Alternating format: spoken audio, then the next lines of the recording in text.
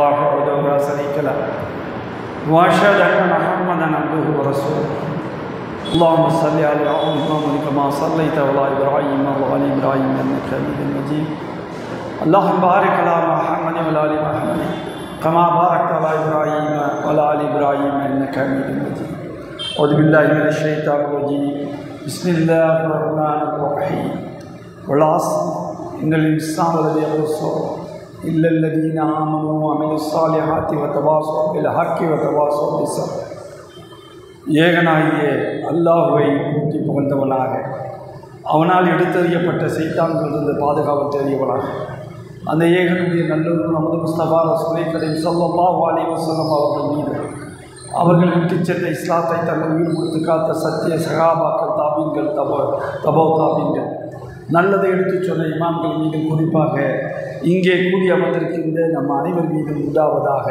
அன்பிற்கிரிய சகோதர சகோதரிகளே, அஸ்ஸலாமு அலைக்கும் வரஹ்மத்துல்லாஹி வபரகாத்துஹு. அல்லாஹ்வுடைய மாபெரும் பேரருளால் ரமலானுடைய துவக்கத்திலே முதல் நாளிலே அமர்ந்திருக்கிறோம். முதல் நாள் முதல் தேவையாக முதல் பிரச்சனையாக இன்றைக்கு உலக அளவிலே நம்மளை சூழ்ந்து அடித்து கொண்டிருக்கின்ற பிரச்சனை முழுக்க முழுக்க முழுக்க காசா என்று சொல்லக்கூடிய அந்த பாலஸ்தீன மக்களுடைய விடுதலை. அந்த விடுதலையை பெற துடிக்கின்ற மக்களாக தினம் தினம் அவர்கள் போராடி கொண்டிருக்கிறார்கள். அந்த போராட்டத்தினுடைய விளைவு எல்லாத்தையும் இழந்து கொண்டிருக்கிறார்கள். இழப்பு என்பது சாதாரணமானது அல்ல. பொருளால் பொருளால் உயிரால் உயிர்களுடைய இழப்பு என்பது கிட்டத்தட்ட அல்லாஹ்வுடைய ஒரு பெரிய கிருபை என்று தான் சொல்ல வேண்டும். இத்தனை ஆயிரம் சகோதரர்களை இழந்த பின்பு கூட 32,000க்கு மேல் சகோதரர்கள் கொல்லப்பட்டிருக்கிறார்கள். அதில் குறிப்பாக பெண்கள் சரிபாதியாக கொல்லப்பட்டிருக்கிறார்கள். அதிலும் சாரிபாதியாக சிறுவர்கள் கொல்லப்பட்டிருக்கிறார்கள், முதியவர்கள் கொல்லப்பட்டிருக்கிறார்கள், போராளிகள் கொல்லப்பட்டு கொண்டிருக்கிறார்கள்.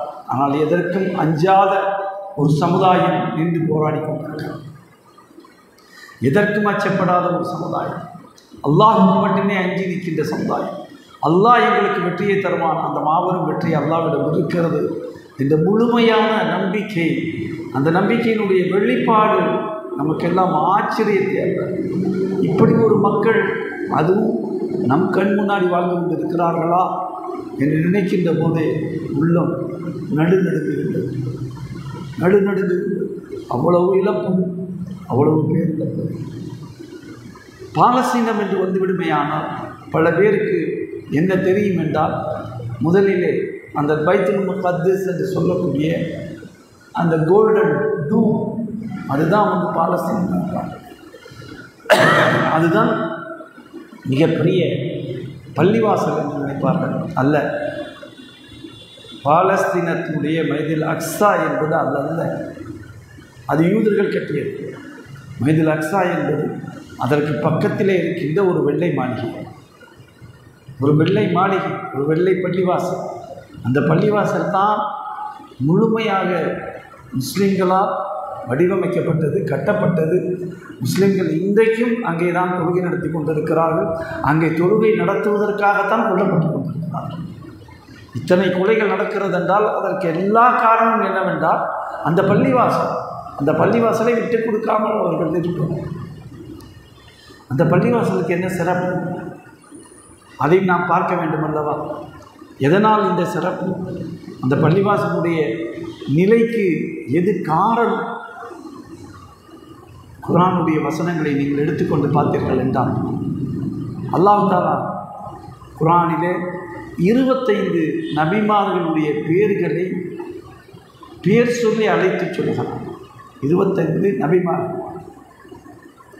அந்த மற்ற நபிமார்கள் நான் போகல, குர்ஆன் கூறப்படுகின்ற அந்த 25 நபிமார்களை மட்டும் எடுத்துக்கொள்கிறேன். அந்த எடுத்துக்கொண்டு பார்க்கின்ற போது அவர்கள் பேர் கூறப்பட்டிருக்கிறது. அப்படி பேர் கூறப்பட்ட அந்த நபிமார்களில் 2 நபியை தவிர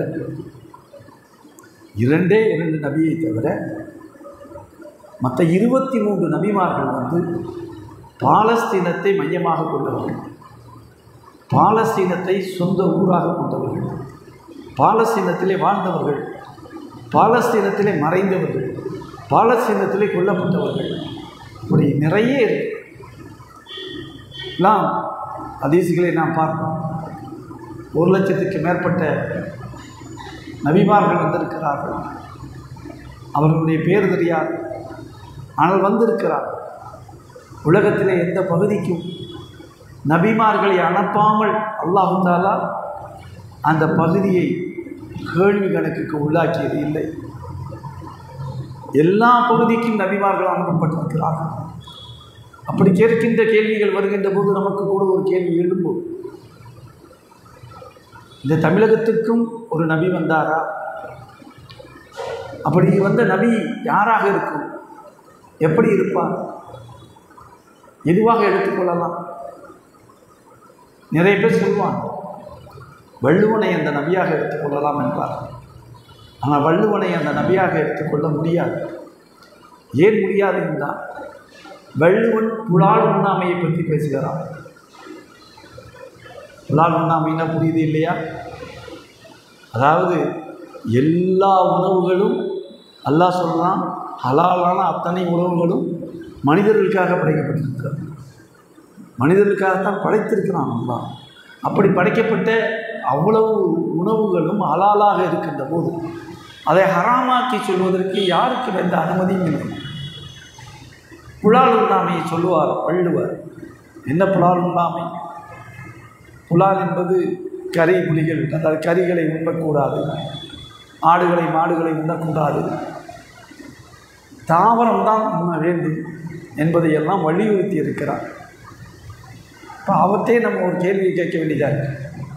நபிமார்கள் எல்லாம் யூனிவர்சல், ஒட்டுமொத்த பிரபஞ்சத்துக்கும் அனுப்பப்பட்டது. அப்படி அனுப்பப்பட்ட நபிமார்கள் எல்லா ஊருக்கும் பொதுவான ஒரு கருத்தை தானே சொல்ல முடியும். அவர் புலால் உண்ணாமையை பற்றி பேசினார். எக்ஸிமோக்கள் என்று கேள்விப்பட்டிருக்கிறது. ஆர்டிகா, அண்டார்டிகா, 2 பனிப்பிரதேசம், 2 நார்த் போல், சவுத் போல். இப்படி தான் பூமி இப்படி தான் சுற்றுது. இந்த சுற்றக்கூடிய அந்த நார்த் போலும் சவுத் போலும் இருக்கிறதே, அந்த 2 போல்களுமே முழுக்க முழுக்க சுற்றி வருகின்ற போது பனியை தவிர வேறு எதுவும் இல்லை. அங்கே மனிதன் வாழ்கிறான். அவர்கள் தான் எக்ஸிமோக்கள் வாழ்கிறான். ஆர்டிகாவில் மனிதன் வாழ்கிறான். ஆனால் வாழக்கூடிய அவர்களுடைய உணவு என்ன தெரியுமா? பனியை, அதாவது என்ன சொல்வது, பனி படர்ந்து விடும், அந்த தண்ணி அப்படியே நீராகி நின்றுவிடும். அதை உடைத்து அது உள்ளே இருந்து மீனை பிடித்து அந்த மீனை சுட்டு தின்பது தான் அவர்களுடைய உணவு. இப்போ இது எப்படி வள்ளுவர் சொல்வது அமையும் என்ற கேள்விகள் வரும். இது நிறைய இருக்கிறது. அதாவது விவாத பொருட்களாக எடுத்துக்கொள்வோம் என்றால் நிறைய விவாத பொருட்களை நாம் எடுத்துக்கொள்ளலாம். ஆனாலும் இப்போ பாலஸ்தீனத்துக்கு வந்துவிடும். பாலஸ்தீன வரலாற்றிலே சம்பந்தப்பட்ட அத்தனை நபிமார்கள், எல்லா நபிமார்கள், அவர்கள் யாராக வேண்டுமானாலும் இருக்கலாம். எல்லா நபிமார்கள், இப்ராஹிம் நபியில் ஆரம்பித்து மூசா நபியிலிருந்து ஈசா நபியிலிருந்து எல்லா முக்கியமான தாவூத் அலைஹிஸ்ஸலாம், யூனுஸ் அலைஹிஸ்ஸலாம், சுலைமான் அலைஹிஸ்ஸலாம், இப்படி எல்லாருமே வந்து எதை பேஸ் பண்ணி இருந்திருக்காங்க? பாலஸ்தீனத்தை பேஸ் பண்ணி தான் வாழ்ந்திருக்கிறாங்க. அப்படி வாழ்ந்திருக்கக்கூடிய மனிதர்களுக்கு இடையில் 2 நபர் மட்டும் அங்கே வாழவில்லை. குர்ஆன் சொல்லக்கூடிய 2 நபிமார்கள் மட்டும் அங்கே வாழ. யாருன்னு உங்களுக்கு புலப்படுமா? யாருக்காவது விளங்குதா? 2 நபிமார்கள் யாராக இருப்பார்கள்? யாராக இருப்பதற்கான வாய்ப்பு இருக்கிறது? 2 நபிமார்கள் மட்டும் பாலஸ்தீனத்தை மையமாக கொண்டவர்கள் கிடையாது. யார் அவர்? யாருமா? முகமது ஸல்லல்லாஹு அலைஹி வஸல்லம். ஒன்று மூசா அலைஹிஸ்ஸலாம் இல்லை, மற்றொன்று இல்லை இல்லை இல்லை நூஹ் அலைஹிஸ்ஸலாம் ஃபாரவே, ஆதம் அலைஹிஸ்ஸலாத்துக்கு அடுத்து செகண்ட் நோ. சரியா? அது வேறு. ஆனால் இஸ்மாயில் அலைஹிஸ்ஸலாம் அவர்கள் பாலஸ்தீனத்தை மையமாக கொண்டவர்கள் கிடையாது. பாலஸ்தீனத்துக்கு அவர்கள் வந்துட்டாங்க, சின்ன வயசுலேயே வந்துட்டாங்க. என்னன்னே தெரியாத வயசு, அறியாத வயசு. அல்லாஹ் கொண்டு போய் விட சொல்லணும். இப்ராஹிம் நபி ஏன் எதுக்குலாம் கேட்கணும், கொண்டு போய் விட்டுட்டாங்க. சாரா அலைஹிஸ்ஸலாம் கேட்குறாங்க,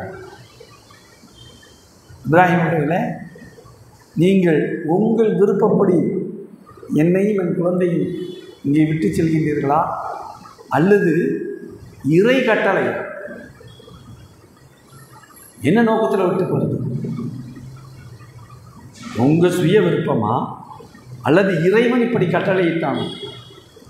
அப்போ திரும்பி பார்க்காம சொல்கிறாங்க இப்ராஹிம் நபி, இறை கட்டளை. வேற ஒரு வார்த்தையும் அல்ஹம்துலில்லாஹ். அல்லாஹ்வை அப்படியே ஏற்றுக்கொண்டார். அல்லாஹ் ஒரு சோதனை ஏற்படுத்துகிறான் என்றால் அந்த சோதனையில் ஏதோ ஒரு உண்மை இருக்கும். அது என்ன நன்மைங்கிறது நமக்கு தெரியாது. அது நன்மை எப்படிப்பட்ட நன்மையாக இருந்தது என்பது நாம் தொடர்ந்து பார்க்கின்ற போது விளங்குது. தொடர்ந்து பார்க்குறப்ப விளங்குது. இஸ்மாயில் நபியுடைய சரித்திரத்தை எடுத்துக்கொண்டு பார்த்தோம் என்றால், இப்ராஹிம் நபியுடைய சரித்திரத்தை எடுத்துக்கொண்டு புரட்டினோம் என்றால், எங்கே ஏன் இஸ்மாயில் நபி அப்படி விடப்பட்டார்கள்? அதுவும் பச்சிலம் குழந்தையாக இருக்கின்றது. பாலுக்கே வழி இல்லை, பாலுக்கே வழி இல்லை, ஒன்றும் இல்லை, இருந்ததெல்லாம் தீர்ந்து போச்சு. புள்ள அழுகுது. அழுகிற பிள்ளையை கீழே போட்டுட்டு அங்கும் இங்கும் தொங்கோட்டம் ஓடுகிறார். அங்கும் இங்கும் தொங்கோட்டம் ஓடுகிறார். இரண்டு இடையிலே, மலைக்கு இடையிலே தொங்கோட்டம். இன்றைக்கு நம்ம தொங்கோட்டம் ஓடணும். அந்த ரெண்டு மலைக்கு இடையில் நம்ம தொங்கோட்டம் ஓடணும். அந்த மலைக்கு இடையில் தொங்கோட்டம் ஓடுறாங்க. எதுக்குன்னா, இந்த மலை மீது குண்டு மேலே ஏறி நின்று யாராவது வியாபாரிகள் வந்து விடுவார்களா, அவர்கள் யாராவது தண்ணி கொண்டு வந்து விட மாட்டார்களா, அதன் மூலியமாக தன்னுடைய குழந்தையை காப்பாற்றி விட மாட்டோமா என்ற நற்பாசையில் அவர் அப்படி பார்க்கிறார். சஃபாவுக்கும் மர்வாவுக்கும் இடையே, சஃபா மர்வா. இன்றைக்கு நீங்கள் உம்ரா போனீங்கன்னா சஃபாவுக்கும் மர்வாவுக்கும் இடையில் தொங்கோட்டு ஓடியே தீரம். உங்கள் மீது கடமை. ஒரு குடும்பத்துக்காக அல்லாஹ் நம்மளை செய்ய சொல்கிறாங்க. ஒரு குடும்பம் செய்த தியாகத்துக்காக இன்னைக்கு வரையிலும் அந்த தியாகத்தை நினைவு கூற சொல்கிறான். ஓடுகின்ற போது தான் குழந்தை கரையிலே காலை வைத்து அடிக்கிறது. அல்லாஹ் தஆலா கட்டளையிடுகிறான். ஊற்று வருகிறது. அந்த ஊற்றில் அந்த பிள்ளைக்கு தேவையான தண்ணீர் வந்து பொங்கெடுத்து பொங்கி வழிகிறது. இதை பார்த்தோன்னா சாரா அலைஹிஸ்ஸலாம் வந்து ஓடி வராங்க. ஓடி வந்து அவங்களுக்கு என்ன சொல்கிறதுனே தெரியல. இப்போ தண்ணி நிப்பாட்டணும். அவங்க சொன்ன வார்த்தை தான் ஜம் ஜம் ஜம் ஜம், நிறுத்து நிறுத்து என்றால் அந்த நீர்க்கடல் எவ்வளவு தூரம் போயிருக்குன்றே சொல்ல முடியாது. ஒரு பிரளயமே நடந்திருக்கு. அதனால தான் இன்றைக்கி அந்த தண்ணிக்கு பேரே ஜம்ஜம். நம்ம குடிக்கிறோமே, இவ்வளோ அள்ளிக்கிட்டு வர்றோமே, இவ்வளோ குளிக்கிறோமே, இவ்வளோ எல்லாம் பண்ணுறோமே, கோடான கோடி லட்சக்கோடி மக்கள் அதையெல்லாம் பண்ணுறோமே, இந்த நிமிடம் வரையிலும் அந்த ஊற்று குறையவில்லை. இந்த ஊற்று குறையவில்லை. இது முழுக்க பார்த்தீர்கள் என்றால் ஒரு குடும்பத்துடைய தியாகத்துக்கு அல்லாஹ் தஆலா கொடுத்த பரிசு. இது அப்படியே வச்சுக்கிறது. மறுபடியும் பாலஸ்தீனத்துக்கு வாங்க. பாலஸ்தீனத்துக்கு வருகின்ற போது இப்ராஹிம் அலைஹிஸ்ஸலாம் அவர்கள் வந்து விட்டார். முதல்ல இப்ராஹிம் அலைஹிஸ்ஸலாம் சாரா அலைஹிஸ்ஸலாத்துக்கு ஒரு குழந்தை கிடைக்கிறது என்றால், சாரா அலைஹிஸ்ஸலாம் அவங்க வீட்டில் உதவியாளராக இருந்தவர். அவருக்கு அல்லாஹ் தஆலா ஒரு ஆண் குழந்தையை கொடுக்கிறார். அதற்கு பின்பு அவங்களுடைய மனைவிக்கு ஒரு குழந்தை கொடுக்கப்படுகிறது. அவர்கள் யாருன்னு தெரியுமா? அவங்க யாருன்னு தெரியுமா? இசாக் அலைஹிஸ்ஸலாத்துக்கு ஒரு அற்புதமான இதை அல்லாஹ் தஆலா அங்கே கொடுக்குறான். பார்த்திங்கன்னா இந்த தொடர் முகமது நபி ஸல்லல்லாஹு அலைஹி வஸல்லம் வரையிலும் வராது. இஸ்மாயில் நபியோடு நின்றுடும். முகமது நபி கடைசியாக தான் வருவாங்க. அதுவரையிலும் யார் யார் வர்றாங்க? இஸ்ஹாக்கில் இருந்து ஆரம்பித்து அத்தனை நபிமார்களுடைய தொடரும் எங்கே வந்துடும்? இஸ்ஹாக்குடைய பின்தொடராக வந்துவிடும், வழித்தொடராக வந்துவிடும். அவர்கள் அத்தனை பேருமே பாலஸ்தீனத்தை சார்ந்து வாழ்ந்தார். பாலஸ்தீனம் அவ்வளவு புண்ணிய பூமி, இறைவனால் ஆசீர்வதிக்கப்பட்ட பூமி. அல்லாஹ்வுடைய ரசூல் அவர்கள் சொல்வது போல 3 இடங்கள் இந்த உலகத்திலே நாம் செல்வதற்கு அனுமதி இருக்கிறது, பயணப்படுவதற்கு. 3 இடங்களுக்கு செல்லலாம். 3 இடங்களை தொழுவதற்கு நன்மை இருக்கிறது. ஒன்று பைத்துல்லா, அல்லாஹ்வுடைய பள்ளி, கௌபத்துல்லாவில் தொழுதால் லட்சம் நன்மைகள். 2வது பார்த்தீர்கள் என்றால் மதீனத்து நபவி, அல்லாஹ்வுடைய ரசூலுடைய பள்ளி, அங்கே தொழுதால் 1000.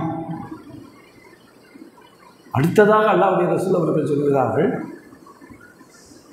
பாலஸ்தீனத்தில் இருக்கின்ற மஸ்ஜிதுல் அக்ஸாவில் தொழுதால் 500 கிடைக்கும் என்று சொல்கிறார். அவ்வளவு புண்ணியம் கொடுக்கப்பட்ட இடம். ஏன் இந்த நிலை?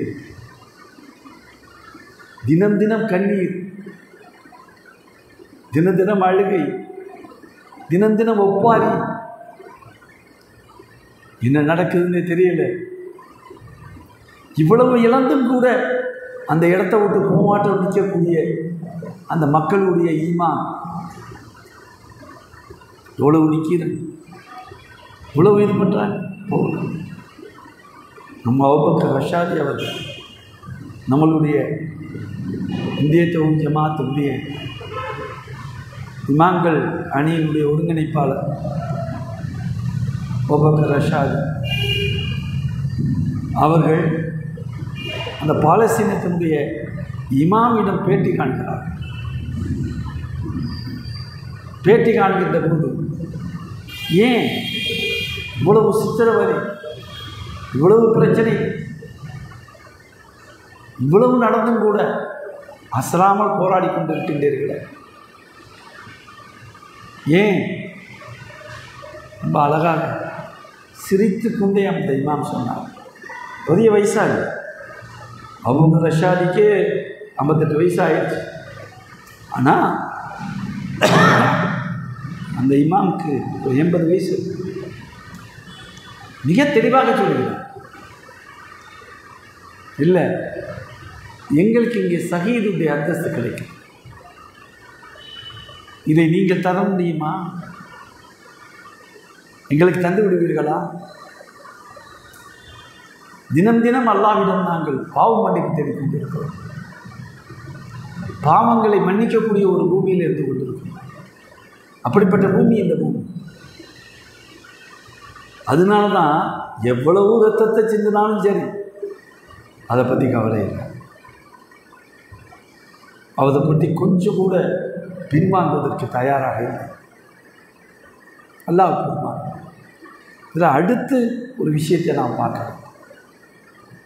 என்ன இதில் பார்க்கணும்னா, மஸ்ஜித் அக்ஸா என்று சொல்லக்கூடிய இந்த பள்ளிவாசல் இருக்கிறது, இது யாரால் கட்டப்பட்டது?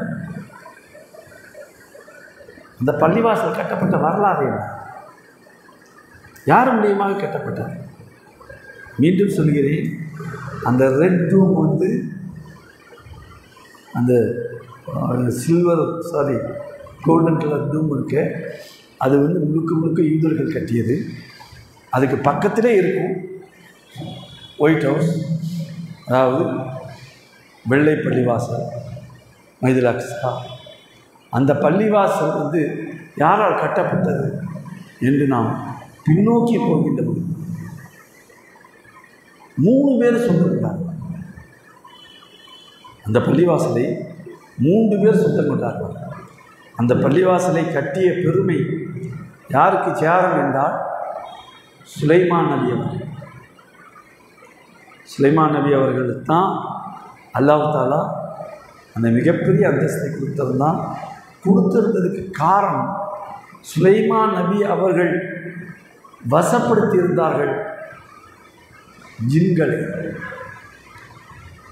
மனிதர்களைப் போல ஜின்னினம் இருக்கிறது. உலகத்திலே 3 இனம். ஒன்று மலக்குகள், லைட், ரோபோ, லைட்டால் செய்யப்பட்டவர்கள், வெளிச்சத்தால் படைக்கப்பட்டவர்கள், ஒளியினால் படைக்கப்பட்டவர்கள். இரண்டாவது நெருப்பால் படைக்கப்பட்டவர்கள், அவர்கள் தான் ஜின்கள். மூன்றாவதாக மனிதன், மண்ணால் படைக்கப்பட்டவர்கள். இந்த மண்ணால் படைக்கப்பட்ட நமக்கும் அந்த ஜின்களுக்கும் இடையில் என்ன உறவு? இதிலை பகுத்தாய்வு செய்ய வேண்டியது இருக்கிறது. குர்ஆனை வைத்து பார்க்க வேண்டியது இருக்கிறது. ஒளியினால் படைக்கப்பட்ட அவர்கள் வேறு, அவர்கள் வேறு. ஆனால் ஜின்னினால் படைக்கப்பட்டவர்கள் முழுக்க முழுக்க நம்மை போல் சுய அறிவு, சுய சிந்தனை, காற்புணர்ச்சி, நல்லது கெட்டது. அவர்களில் நல்லவர்களும் உண்டு, கெட்டவர்களும் உண்டு. சரிபாதியாக, நேர் சரிபாதியாக அவர்களை பார்க்க முடியும். அப்படிப்பட்டவர்களெல்லாம் இருக்கிறார்கள். இப்படிப்பட்ட நிலைமையில் அவர்களை பற்றி அல்லாஹ் படைக்க போகிறேன், அதாவது மனித இனத்தை நான் படைக்க போகிறேன் என்று சொன்ன உடனே அந்த மலக்குகள் கேட்டார்கள், ஒருவருக்கு ஒருவர் அடித்துக் கொண்டு இரத்தத்தை சிந்தக்கூடிய ஓட்டக்கூடிய மக்களையா நீ படைக்கப் போகிறாய்? அப்படிப்பட்ட மக்களையா? என்னை ஏற்கனவே பார்த்துருக்காங்க. அப்படிப்பட்டவர்களையா? ஏன்னா ஜின்கள் சுய சிந்தனையாளர். மீண்டும் மீண்டும் சொல்கிறேன், அவர்கள் நல்லவர்களும் இருக்கிறார்கள், கெட்டவர்களும் இருக்கிறார்கள்.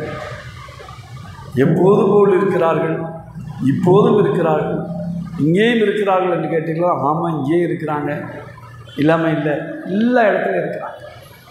அத்தனை பேரும் இருக்கக்கூடிய அத்தனை பேரும் அவர்கள் நிழலிலே நாம் இருக்கிறோமா, நம் நிழலில் அவர்கள் இருக்கிறார்களா? சற்று உன்னிப்பாக பார்க்க வேண்டும். இந்த இனத்தையும் பற்றி நாம் தெரிஞ்சுக்கணும்.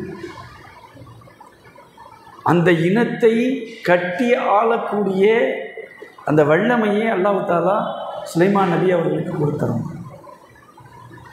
சுலைமான் நபி அவர்கள் வேலை வாங்குகிறார்கள். வேலை வாங்கித்தான் அந்த மைதில் அக்ஸாங்கிற பள்ளிவாசல் கட்டப்படுகிறார். கட்டிக்கிட்டு இருக்கிறப்பயே அல்லாஹ் தஆலா மிகப்பெரிய ஒரு சோதனையை செய்கிறான். என்ன சோதனை செய்கிறான்? இவர் நல்ல ஒரு ஆசாவை ஊண்டிக்கொண்டு அந்த அப்படியே சோகத்தில் சாஞ்சிக்கிட்டு அப்படியே பார்வையிட்டு கொண்டு இருக்கிறார். இவர் பார்வையிடுவதை ஜின்கள் பார்த்து கொண்டே அப்படி திரும்பி திரும்பி பார்த்துக்கிட்டு வேகமாக வேலை செய்கிறாங்க. வேகமாக வேலை செய்து அவர்கள் பார்த்து கொண்டு இருக்கின்ற போது இவருடைய ரூஹை அல்லாஹ் தஆலா பிரிச்சுட்டாங்க. மூத்தாயிடுறாங்க. மூத்தானது அந்த ஜின்களுக்கு தெரியாது. ஏன்னா இவங்க சாஞ்சிக்கிட்டே இருக்காங்க. இவங்க ஒரு ஆசை, ஒரு கம்பு வேறு இருக்குது. அதனால் இவங்க கீழே சாய மாட்டாங்க, கீழே சாய மாட்டாங்க. ஆனால் கீழே எப்படி சாய வைக்கணும்? அல்லாஹ் அந்த கம்பு இருக்கு இல்லையா, அதை அரிக்க வைக்கிறான். கரையானை கொண்டு அரிக்க வைக்கிறான். அரித்த கரையான் தின்ற பின்பு அப்படியே சாஞ்சிட்டாங்க. அப்போ அந்த ஜின்கள் தங்களுக்கு இடையிலே சொல்லிக்கொண்டு இறந்து போயிட்டார், அது கூட தெரியாமல் நம்ம இவ்வளோ வேலை செஞ்சுட்டு. இதில் 2 விஷயத்தை நமக்கு அல்லாஹ் தஆலா சொல்கிறான்.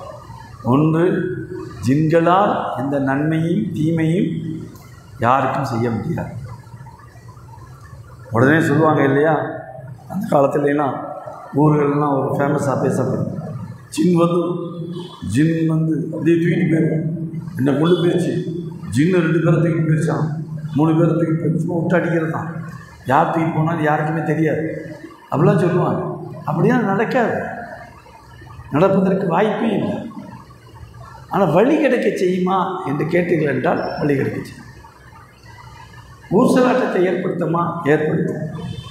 எப்படி ஊசலாட்டத்தை ஏற்படுத்தியது என்பதற்கு நம்ம சற்று முன்னோக்கி போவோம். இன்ஷா அல்லாஹ் இன்றைக்கு இதோடு முடிச்சுக்குவோம். ஏன்னா முன்னோக்கி போகிறப்போ ஆதம் அலைஹிஸ்ஸலாத்திட்ட போகணும். ஆதம் அலைஹிஸ்ஸலாத்தினுடைய அந்த முழுமையாக இவர்கள் படைக்கப்பட்ட போது என்னென்னலாம் நிகழ்ந்தது, எப்படியெல்லாம் செய்தான், மனிதர்களாகி நம்மை வழிகெடுத்தான் என்பதையெல்லாம் முழுமையாக அறிந்து தெரிந்து பார்ப்போம். இடையில முழுக்க மைதுல் அக்ஸாவை பற்றி, அதனுடைய வரலாற்று பின்னணிகளை பற்றி, உண்மைகளை பற்றி பார்த்து கொண்டே வருவோம். ஏன்னா நிறைய செய்திகள் தெரிய வேண்டியது இருக்கிறது என்று சொல்லிக்கொண்டு இன்ஷா அல்லாஹ் இறைவன் நாடினால் நாளை சந்திப்போம், சிந்திப்போம் என கூறி உங்கள் மத்தியிலிருந்து விடைபெற்றுக் கொள்கிறோம். அஸ்ஸலாமு அலைக்கும் வரஹ்மத்துல்லாஹி வபரகாத்துஹு.